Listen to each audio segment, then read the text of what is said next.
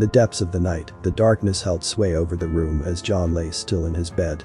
Sleep eluded him, and his mind wandered restlessly through the corridors of his imagination. Shadows danced on the walls, casting eerie shapes that seemed to mock his wakefulness. As the minutes turned into hours, John's thoughts began to spiral into a labyrinth of fear. Every creak of the floorboards, every gust of wind against the window pane, seemed magnified, whispering sinister secrets into his ears. His eyes darted around the room, searching for any signs of intrusion. Was he truly alone, or was there something lurking in the shadows, waiting for the right moment to reveal itself? A bead of sweat trickled down John's forehead as his imagination conjured nightmarish creatures in the darkness. He closed his eyes, trying to shut out the horrors that seemed to seep through the cracks of his consciousness. But his respite was short-lived. In the darkness behind his closed eyelids, shapes twisted and contorted, morphing into grotesque figures. Faces with hollow eyes and elongated limbs emerged from the abyss, their spectral whispers clawing at the edges of John's sanity. He could feel their icy breath against his skin, their phantom fingers grazing his flesh. Panic gripped him, constricting his chest as he struggled to break free from the clutches of his own imagination.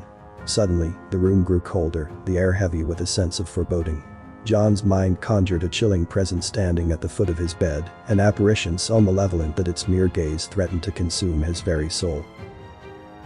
The figure's eyes burned with an unholy fire as it approached, its steps echoing ominously. John's heart pounded in his chest, each beat reverberating through his entire being. He felt as if he were teetering on the edge of the precipice, a single step away from plummeting into the abyss of his own fears. Just as the apparition reached out to touch him, its ethereal hand poised to snatch him from reality, John's eyes snapped open. He gasped for air, drenched in a cold sweat, his heart racing like a drum. Disoriented, he looked around the room, searching for any remnants of the terror that had gripped him moments before. But all he found was the familiar side of his bedroom, bathed in the gentle glow of the moonlight.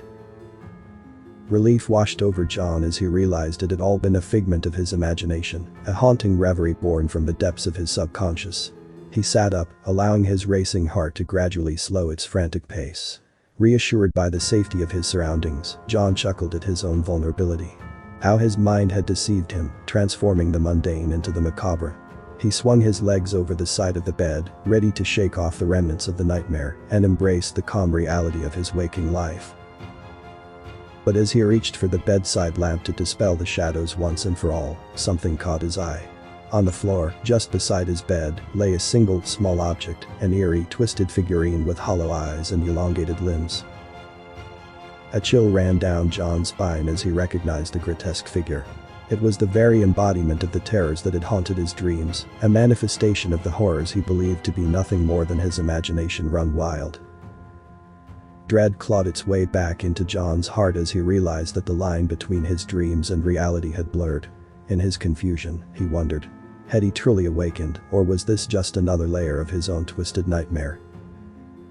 Too afraid to find out, John flung the figurine across the room, shattering the illusion.